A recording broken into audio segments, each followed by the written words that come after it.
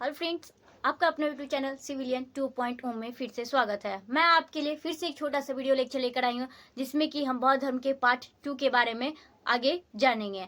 आइए दोस्तों, इस वीडियो लेक्चर को हम शुरू करते हैं।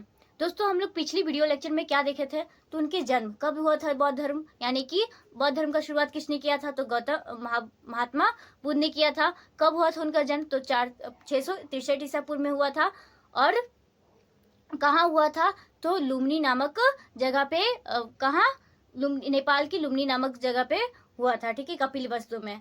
उनके पिताजी का नाम क्या था, उनकी माता जी का नाम क्या था, उनकी मासी का क्या नाम था, इन सारी चीजों के बारे में हम लोगों ने देखा। उन्होंने योग दर्शन और सांख्य दर्शन ज्ञान शिक्षा ग्रहण किया था। योग दर्शन कहाँ दोस्तों, तो वैशाली में, और सांख्य दर्शन राजगिरी में शिक्षा ग्रहण की। उन्होंने क्या 29 वर्ष की अवस्था में क्या किया था, गृह त्याग किया था और सन्यासी तपस्या करने के लिए निकल गए थे। और तपस्या किया तो 6 वर्ष की कठिन तपस्या किया। उसके बाद वो कहाँ चले गए थे, पहले सारनाथ में तपस्या कर रहे थे, उसके बाद वो कहाँ चले गए थे तपस्या करने, गया चले गए थे। और वहाँ कहाँ, तो पीपल वृक्ष के नीचे निरंजना नदी, जिसको फल्गु नदी के नाम से जानते हैं, तो उस नदी के किनारे तट पर वो क्या किए, पीपल के वृक्ष के नीचे उन्होंने ज्ञान की प्राप्ति की। कब ज्ञान की उनको प्राप्ति हुई, तो बैशाख की पूर्णिमा के दिन उन्हें ज्ञान की प्राप्ति हुई थी। नेक्स्ट दोस्तों, हम लोग ये भी देखे थे कि उनके जितने भी उपदेश दिए थे वो कौन सी भाषा में दिए थे, तो पाली भाषा में दिए थे। नेक्स्ट दोस्तों, हम लोग ये भी देखे थे कि सबसे ज्यादा उपदेश दिए तो कहाँ दिए, तो सबसे ज्यादा उपदेश कौशल प्रदेश के श्रावस्ती, उनकी राजधानी है कौशल देश की राजधानी श्रावस्ती में उन्होंने क्या किया था, जब सबसे ज्यादा उपदेश दिया था। उनके 2 प्रिय शिष्य थे, ये भी हम लोगों ने देखा। कौन कौन थे, तो आनंद और उपाली। ठीक है, नेक्स्ट ये भी देखेंगे बौद्ध धर्म को अपनाने वाली पहली महिला कौन थी, तो पहली महिला कौन थी दोस्तों, तो गौतमी थी। दूसरी महिला कौन थी, तो आम्रपाली थी। नेक्स्ट दोस्तों, हम लोग ये भी देखे थे पुरुष में कौन थे बौद्ध धर्म अपनाने वाला, तो तपस्वी और क्या था, मल्ली थे। ठीक है, नेक्स्ट दोस्तों, हम लोगों ने ये भी देखा था कि उन्होंने क्या पुनर्जन्म को कारण, सबसे बड़ा कारण किसे माना, तो इच्छा को माना। अगर लोग क्या करें, इच्छा ही ना रखें, तो उन लोगों का तकलीफ दुख ना होगी। इन सारे बातों के बारे में हम लोग देखे थे। उन्होंने ये भी कहा था, अगर आप जीवन में सुख रहना चाहते हैं, दुख से दूर रहना चाहते हैं, तो अपनी इच्छा को क्या कीजिए, उतना ही इच्छा रखिए जितना आप उसको पूरा कर सकें, जितना आप उसमें संतुष्ट हो सकें। ठीक है दोस्तों, अब हम लोग ये भी देखते हैं कि वहाँ जो बौद्ध धर्म के जो लोग रहते थे, तो लिच्छवियों ने क्या किया था, उनके लिए कुटाग्रशाला बनाया था, जहाँ पे क्या बौद्ध धर्म के सब लोग निवास करते थे, रहते थे। नेक्स्ट दोस्तों, हम लोग ये जानते हैं कि बौद्ध धर्म जो थे, तो बौद्ध धर्म आगे जाके बौद्ध धर्म के जो भी अनुयायी थे गौतम बुद्ध, महात्मा बुद्ध के, वो क्या थे, आगे जाके 2 भागों में बट गए थे। एक भिक्षुक, एक क्या थे, भिक्षुक और दूसरा क्या थे, उपासक। तो दोस्तों, भिक्षुक कौन थे और उपासक कौन थे, तो वैसे लोग जो धर्म के प्रचार प्रसार के लिए क्या करते थे, संन्यास जीवन, क्या इसमें लोग थे, संन्यास जीवन जीते थे, तो वो क्या कहलाए थे, भिक्षुक कहलाए थे। और जो दोस्तों क्या करते थे, गृहस्थ जीवन के साथ साथ, क्या गृहस्थ जीवन के साथ साथ क्या किए थे, गृहस्थ जीवन के साथ साथ क्या किए थे, बौद्ध धर्म अपनाए हुए थे, तो वो क्या कहलाए, उपासक। और जो सन्यासी जीवन जी रहे थे और बौद्ध धर्म का प्रचार प्रसार कर रहे थे, तो वो क्या कहलाए, भिक्षुक। ठीक है, नेक्स्ट हम लोग ये जानते हैं कि उनके क्या थे, 3 दर्शन दिए थे। उन्होंने क्या दिया था, 3 दर्शन दिए थे। कौन कौन सा, तो पहला एक दिया था उन्होंने अनेश्वरवाद, क्या, अनेश्वरवाद। एक उन्होंने क्या दिया है, तो शून्यवाद, क्या, शून्यवाद। और एक तीसरा क्या था, क्षणिकवाद। क्या, उन्होंने 3 दर्शन दिए हैं। ठीक है, ये तीनों का मतलब क्या, तो ये तीनों का मतलब क्या हुआ कि अनीश्वरवाद कहने का मतलब उनका कहना था, उनका मानना था, किनका, तो महात्मा बुद्ध का मानना था। अनीश्वरवाद बोले तो कि ईश्वर, वो ईश्वर के अस्तित्व को नहीं मानते थे। उनका कहना था कि ईश्वर जैसी कोई चीज नहीं होता था। इसमें क्या होता है, ईश्वर को ना माने थे, क्या किए थे, ईश्वर को नहीं मानते थे, ईश्वर के अस्तित्व को नहीं मानते थे। नेक्स्ट, शून्यवाद कहने का मतलब वो उनका मानना था, ज्ञान प्राप्ति के बाद उनको ऐसा लगा, उनको मानना था कि शून्यवाद बोले तो इस दुनिया में, इस संसार में कोई भी व्यक्ति है जो क्या है, कि कोई भी सर्वशक्तिशाली सर्वोपरि नहीं है। इनका ये कहना था और ईश्वर को अस्तित्व को नहीं मानते थे। तीसरा क्षणिकवाद। क्षणिकवाद कहने का मतलब क्या है दोस्तों कि कोई भी वस्तु इस संसार में जो भी है वो क्या है, कुछ क्षण के लिए है। वास्तव में कोई भी चीज अगर आप देखते हैं उसका एक ना एक समय बाद क्या हो जाता है, विनाश हो जाता है। तो ये महात्मा बुद्ध का कहना था कि कोई भी अगर वस्तु है इस संसार में तो उसका विनाश निश्चित है, वो क्षणिक समय के लिए वो वस्तु है। ठीक है, नेक्स्ट ये इतना हम लोग जान लिए हैं। अब हम लोग ये देखेंगे कि जैसे उन्होंने उनके 3 प्रसिद्ध क्या थे, 3 प्रसिद्ध उनके सिद्धांत हैं जिन्हें त्रिरत्न कहा गया। क्या 3 प्रसिद्ध सिद्धांत हैं, वो क्या था, त्रिरत्न कहते हैं। ठीक है, उनके 3 प्रसिद्ध सिद्धांत को क्या कहा गया, त्रिरत्न कहा गया। तो कौन 3 रत्न थे दोस्तों, तो उनके 3 रत्न कौन कौन थे, तो एक बुद्ध थे, क्या था, एक बुद्ध था, दूसरा संघ और तीसरा क्या था, धम्म। ये उनके क्या थे, त्रिरत्न थे, सिद्धांत थे। ठीक है, नेक्स्ट दोस्तों ये जानते हैं कि उन्होंने क्या किया था, त्रिपिटक। बौद्ध धर्म के कितने पिटक थे, तो त्रिपिटक थे। बौद्ध धर्म में क्या थे, त्रिपिटक थे। त्रिपिटक कौन कौन से थे दोस्तों, तो पहला क्या था, पहला था दोस्तों एक विनय पिटक। क्या था दोस्तों, विनय पिटक। दूसरा सूत पिटक,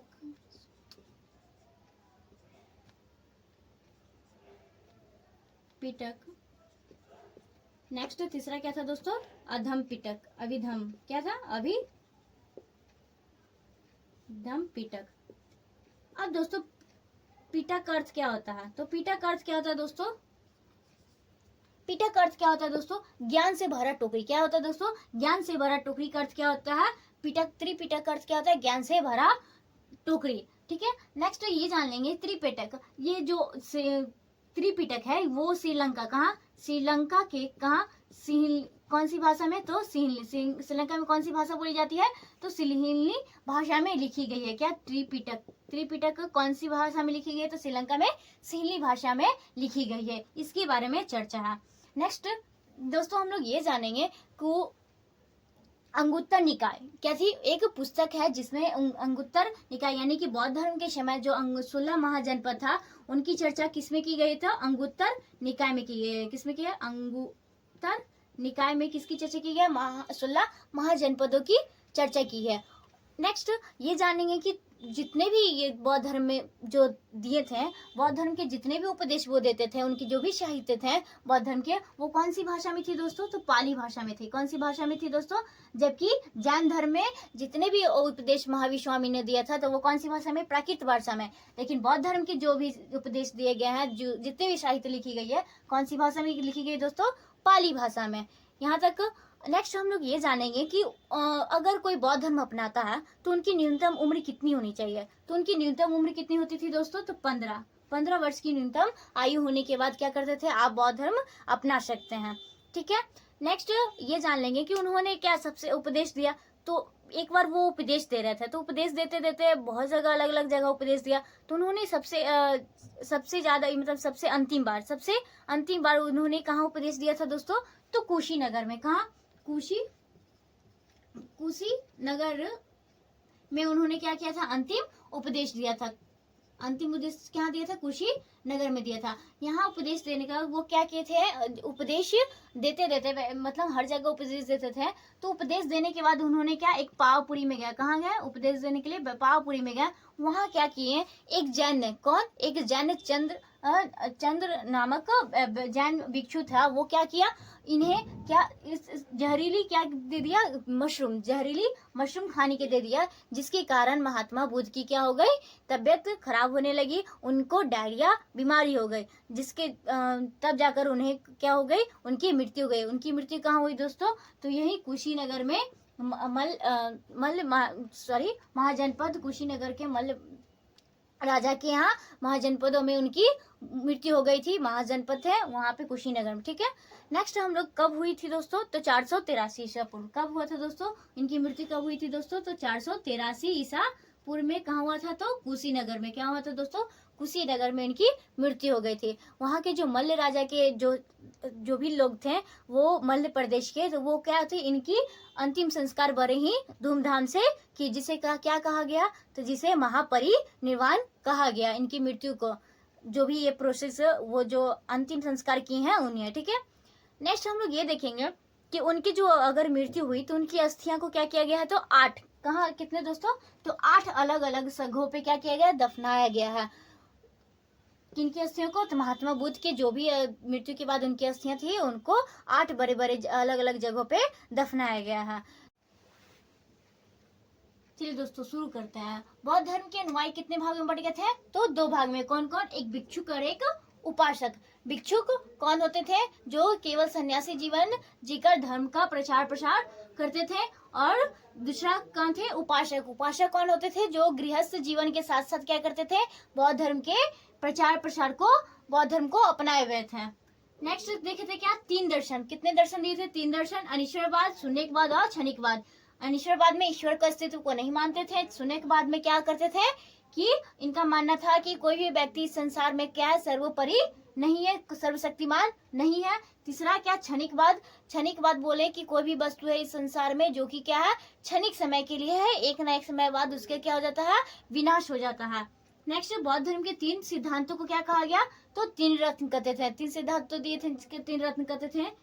पहला कौन, बुद्ध, संघ और थंब। नेक्स्ट बौद्ध साहित्य कौन सी भाषा में मिली है दोस्तों, तो पाली भाषा में। कौन सी भाषा में दोस्तों, तो पाली भाषा में। नेक्स्ट बौद्ध धर्म के, बौद्ध के जो महात्मा बुद्ध थे उनकी, बुद्ध की जीवनी कौन किस में चर्चा की गई है, तो ललित विस्तार में बुद्ध की पूरी जीवनी के बारे में चर्चा की गई है। नेक्स्ट अंगुत्तर निकाय में 16 महाजनपदों की चर्चा की गई है। अंगुत्तर निकाय में कितने जनपदों की, तो 16 महाजनपदों की चर्चा की गई है। नेक्स्ट दोस्तों बुद्ध धर्म की प्रवेश करने की न्यूनतम आयु कितनी होती है, तो 15 वर्ष। कितनी होती है दोस्तों, 15 वर्ष।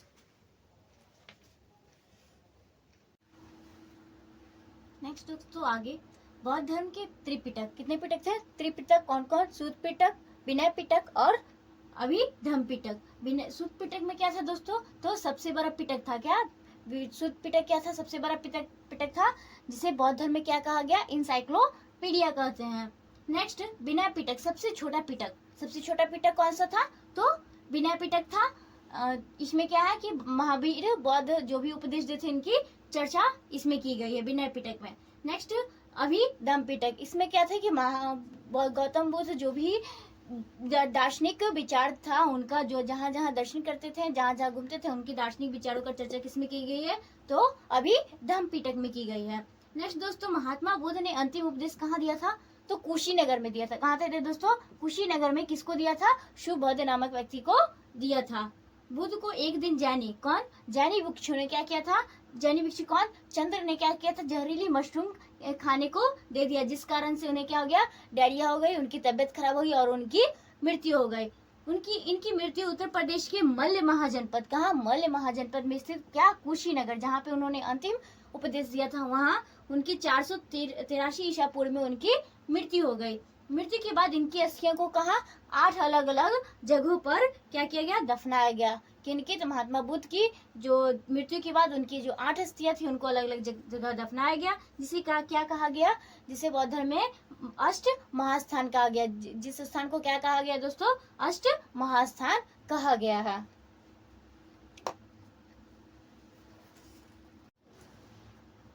आइए दोस्तों फिर हम आगे देखते हैं बौद्ध धर्म से जुड़े चिन्ह के बारे में। किसके बारे में, तो बौद्ध धर्म से रिलेटेड कुछ चिन्ह है जिनके बारे में देखते हैं। पहला क्या है, गर्भ। क्या है, जब गर्भ अवस्था में तो बौद्ध धर्म में क्या चिन्ह कहा गया उनको, हाथी। क्या है, गर्भ का क्या है, हाथी। नेक्स्ट दूसरा क्या है, जन्म। क्या है, जन्म। जन्म का चिन्ह क्या है, तो कमल। क्या है दोस्तों, कमल। नेक्स्ट गृह त्याग। गृह त्याग का चिन्ह क्या है दोस्तों, तो प्रतीक चिन्ह घोड़ा। क्या है दोस्तों, घोड़ा। नेक्स्ट युवावस्था। युवावस्था क्या, तो सांड। क्या युवावस्था का क्या था प्रतीक चिन्ह, तो सांड। नेक्स्ट ज्ञान प्राप्ति, तो उन्होंने ज्ञान प्राप्ति क्या किया था, पीपल वृक्ष के नीचे। तो इनका प्रतीक चिन्ह क्या हो गया, पीपल। नेक्स्ट दोस्तों प्रथम उपदेश। प्रथम उपदेश का प्रतीक चिन्ह क्या है दोस्तों, तो चक्र। क्या है दोस्तों, चक्र। नेक्स्ट समृद्धि। क्या है दोस्तों, समृद्धि। समृद्धि का प्रतीक चिन्ह क्या है दोस्तों, तो शेर। समृद्धि का प्रतीक चिन्ह शेर। नेक्स्ट दोस्तों निर्वाण। क्या है, निर्वाण।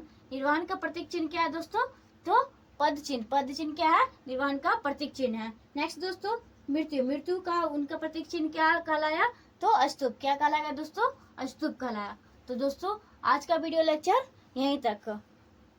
आपको हमने जितने भी बौद्ध धर्म से रिलेटेड बातें थे उनको बतलाया है। बाकी की और अन्य बातें हम आपको अगले वीडियो में प्रोवाइड कर देंगे। दोस्तों, अगर आपको ये वीडियो लेक्चर अच्छा लगा है तो अपने दोस्तों तक शेयर कीजिएगा, लाइक कीजिएगा, चैनल को सब्सक्राइब कीजिएगा। Thank you friends.